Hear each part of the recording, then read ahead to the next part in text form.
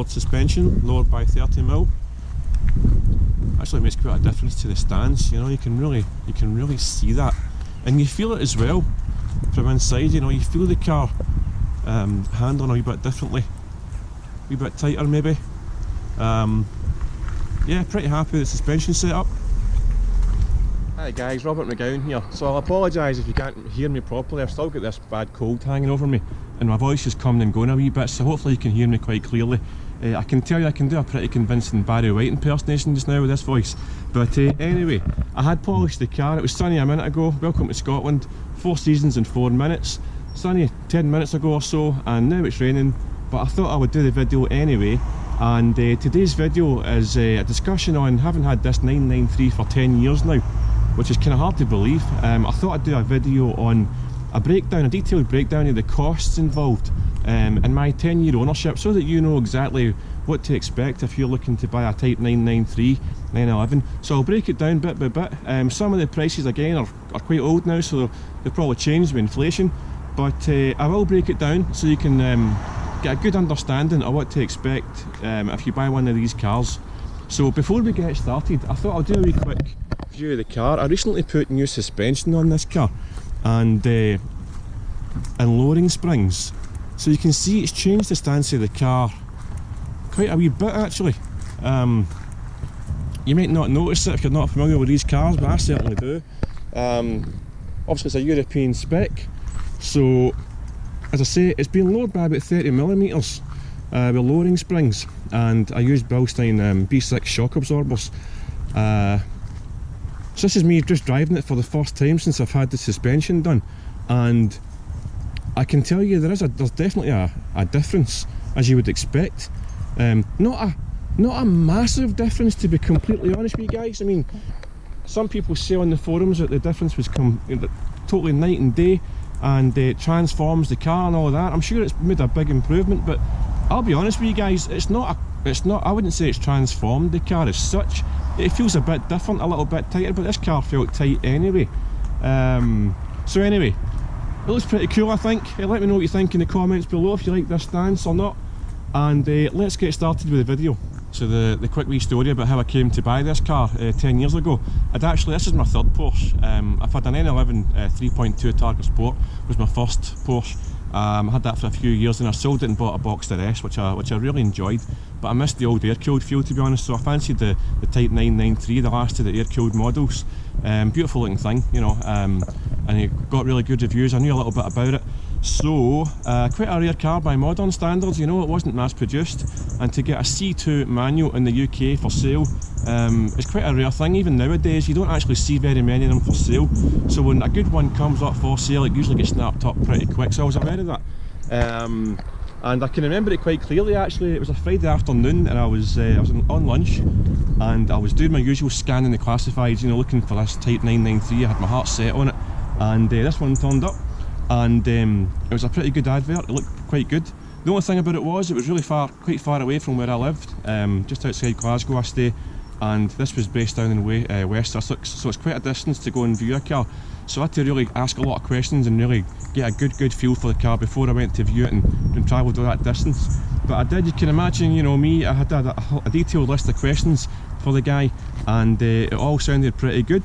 So basically the next morning, Saturday morning, I get the train down to West Sussex, viewed the car, had my insurance and all that in order, and bought it there and then and drove it straight home. only stopping to fuel up, you know, put more fuel in it. I got home about 4:30 in the morning that morning, knackered, tired, but dead happy, you know, mission accomplished. I bought my dream car, my 993. It's amazing the things and the lengths you'll go to when you really want something. I took a big gamble doing that, you know, especially just driving it back with an unknown car through the night on roads that I didn't know. Was a bit chancy, but sometimes you've got to take risks in life, and like I always say, you've got to be prepared to travel for the right car. So I'm happy I bought it. I love this car so much. It's been a fantastic car over the last 10 years. So I'll quickly show you around it. So as I say, it's a 1995 model. It's a 993 C2 manual. Show you inside it. It's got the classic grey interior. These are the early style sport seats with a kind of high bolster on here. It's got aircon, it's got sunroof, you can see. It's all in good condition. Oh, and I've got my... I tell you, this car's been quite an experience for me. I was so thrilled and so inspired by these cars that it actually made I became a Porsche author throughout this journey, and I've actually written about Porsches. And this car on the front of this cover is the car you see in front of you. And that was the first Porsche book that I wrote. It's actually became a bestseller, as has my other Porsche books, to be honest. Got one in the box here as well, and a couple of others. If you're interested in this journey and Porsches in general, have a look at the Porsche books. I think you'll enjoy them. So back to the car, you know, fairly standard. It's got the classic 5-dial dashboard that you've had in these cars from 1964. Not much has changed inside for back then. These seats fold down at the back. You can carry, obviously they're quite tight. You can see it's classed as a 4-seater, or a two by two really. You can't really get people in the back of there. You can maybe get kids or toddlers. You can get some shopping in there, and the seats fold down, like I say. So yeah, it's a great car. It's a great, very comfortable interior, very comfortable to drive. I like keeping these cars fairly standard. Obviously, I just mentioned I put the sports suspension on recently, but other than that, you know, I don't really want to modify the cars too much. I've thought about it in the past, you know. I thought I was going to do this and do that to it, but something stopped me doing it, and I think I'm just happy to keep the car pretty much standard. So yeah, been 10 years in, and I spent a bit of money on it, as you'd imagine with any old car. When you buy any Porsche, you've got to expect to spend some kind of money on it, you know, throughout your kind of ownership. So yeah, let's say I had the car 10 years, covered a lot of miles, done a lot of road trips, made a lot of memories. I love the car. I've got no intention of selling it. You know, these 911s, these air-cooled 911s really do get under your skin. It's a kind of cliche, I suppose, but it's true guys. I mean, if you're lucky enough to own any Porsche, they all get under your skin. They're all special, you know, every one of them. But there's something unique about the character and the feel and the soul of an air-cooled 911 that is sort of tangible, you know. It absolutely is. It's unique, guys, and if you haven't bought one already, I highly recommend you think about it. So let's dive deep into what it's cost me during the 10 years that I've owned it. I've got it all on my phone, so I'll call my phone out and read it all from it, and I'll give you a breakdown of what I've spent on the car so far. So the first thing I did back in July 2012, changed the oil and filters, 2 filters, and I replaced the oil. I just thought it was worth doing that pretty quick, you know, because although the car had a full service history, I wanted some peace of mind that the oil had been changed. I wanted to change it quick. I like to change the oil and the filters every couple of years or every 5,000 miles, whichever comes first usually, which for me is every couple of years because I don't often do 2,500 miles a year in this.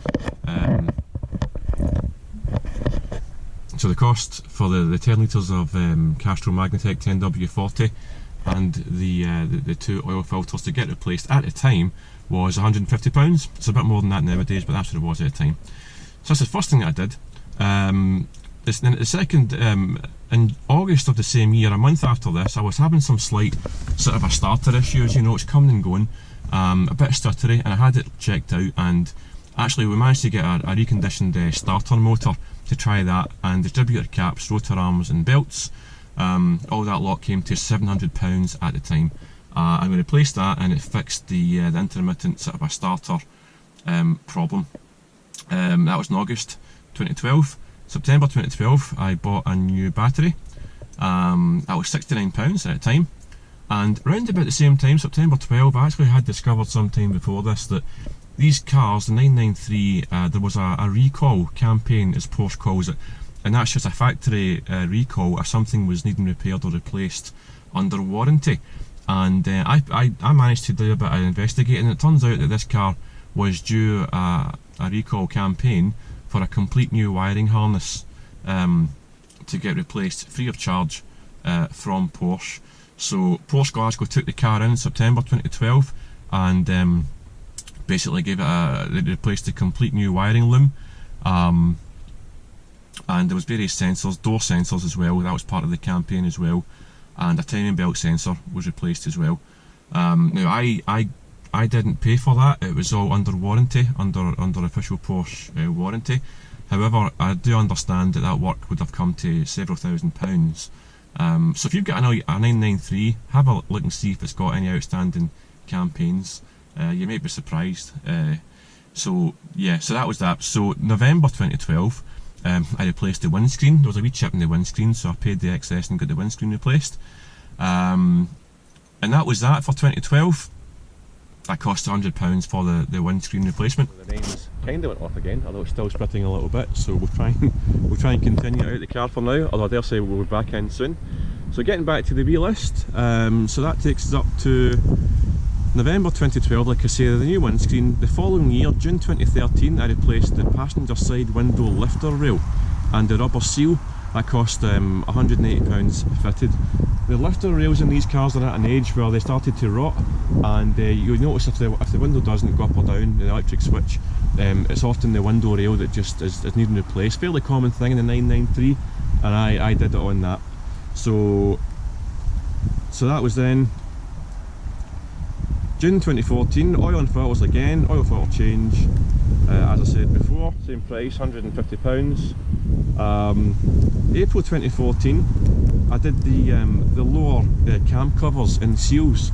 Quite often with 993s, you might get a bit of smoking coming out from the arch, and it's a bit alarming, but usually it's a kind of common thing on the 993 where the lower and upper cam covers can distort, or they're plastic parts, and they can distort and start to warp, and the seals can go on them, and that can make them seep oil, which then kind of drips onto the heat exchanger, and it comes out as a puff of smoke that you can see coming from under the arch. Again, very common, and then, to be honest, I knew about these things before I bought the car, and I was fully prepared for that expense, so it wasn't a big shock to me when these things happened.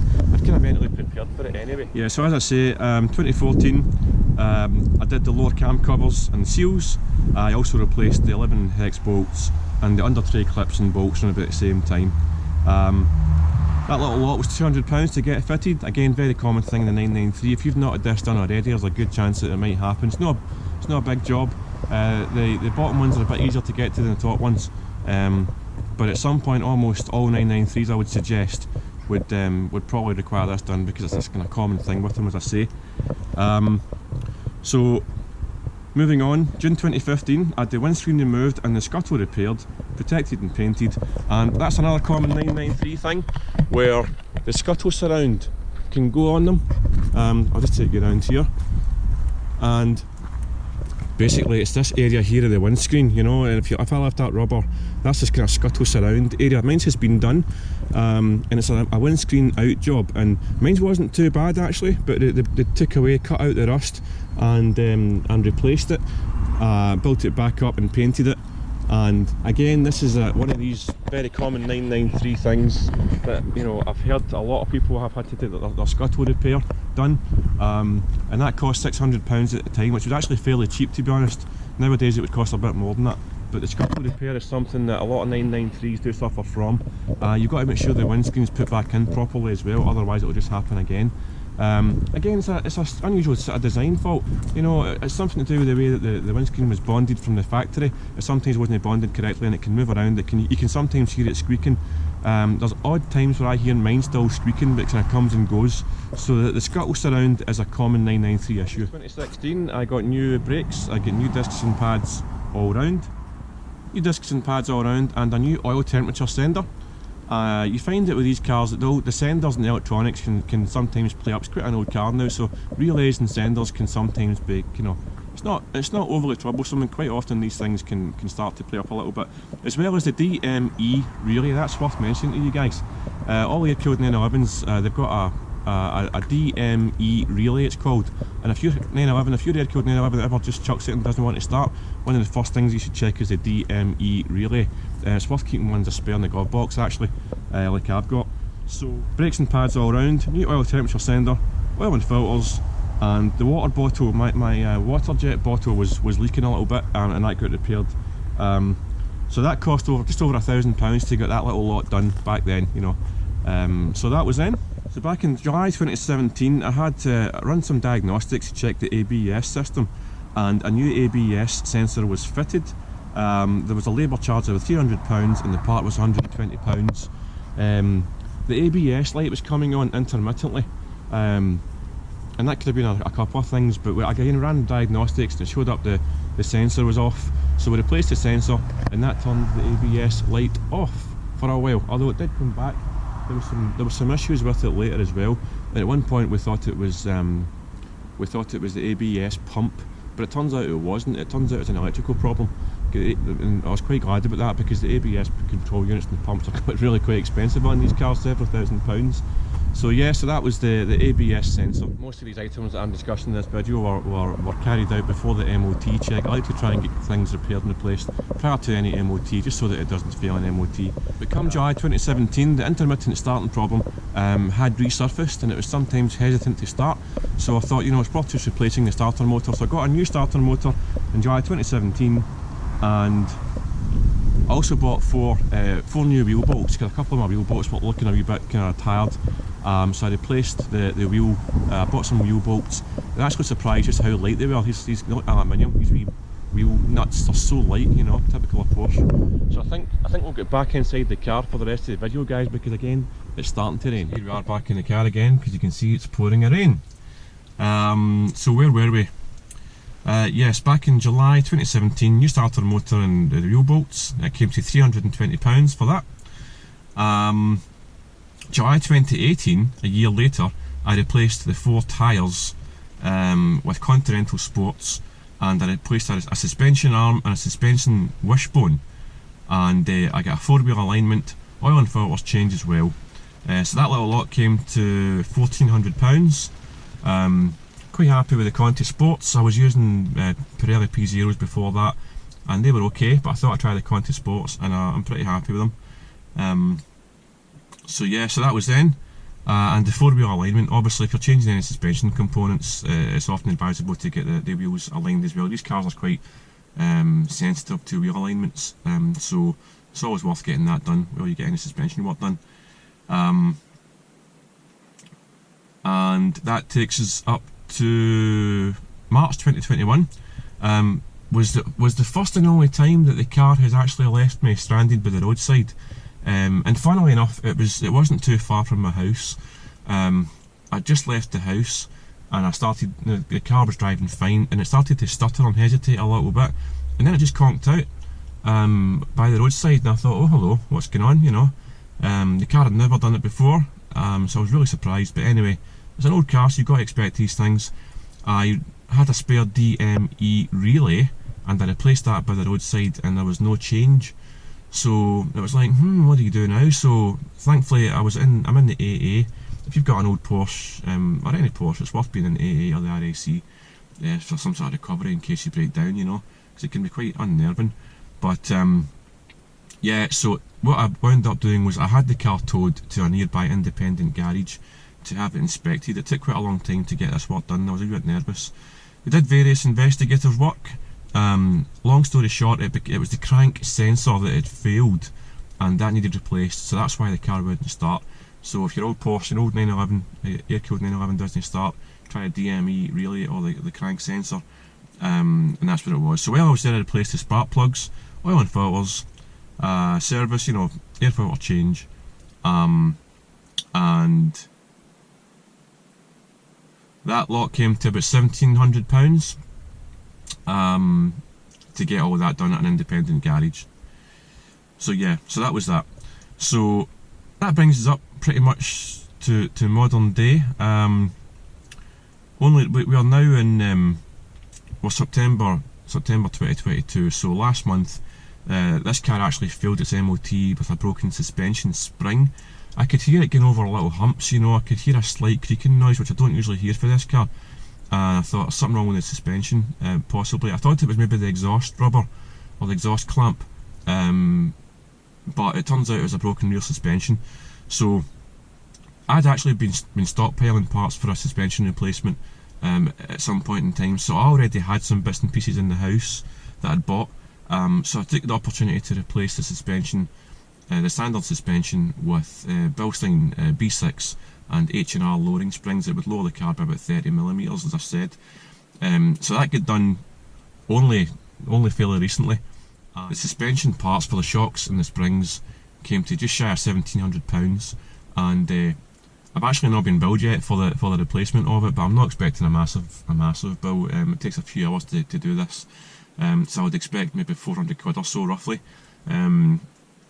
in my local trusted garage, which isn't a Porsche independent. I had this done at my my trusted mechanic did this work. I didn't take it to an independent garage to get this work done, because it's not a specialised job, and it's something that any competent mechanic should be able to do.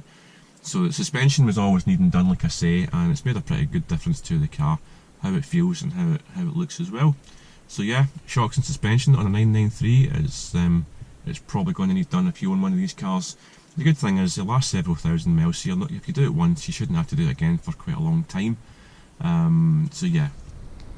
So that lot that I've just rhymed off from my list comes to about £9,000 or so. If we add on the wiring loom from Porsche, which I didn't pay for because it was done under warranty, that would obviously take it up to about 11 and a bit £1,000, which actually isn't too expensive when you think about it over the course of 10 years, you know. Could I have spent more money in this car? I mean, possibly, you know. When you look underneath these cars, you might see some brackets or bits and pieces that you could maybe think may need replaced.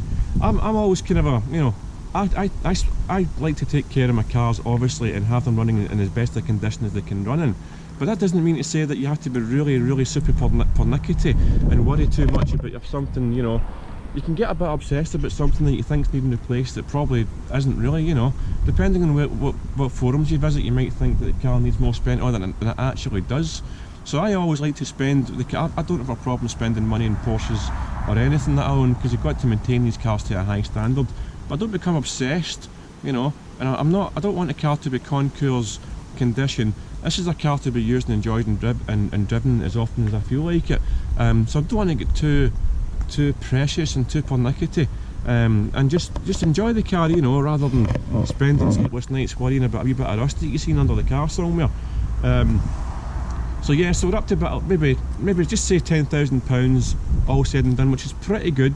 However, I also know that the car is needing some other bits and pieces spent on it, which I'm going to do next, and that includes the HT leads. I'm going to replace the distributor caps again, and I'm going to replace, there's a hard to reach spark plug on these cars that was difficult to get during the last spark plug change. So we're going to go back in and we're going to make sure that that's changed as well.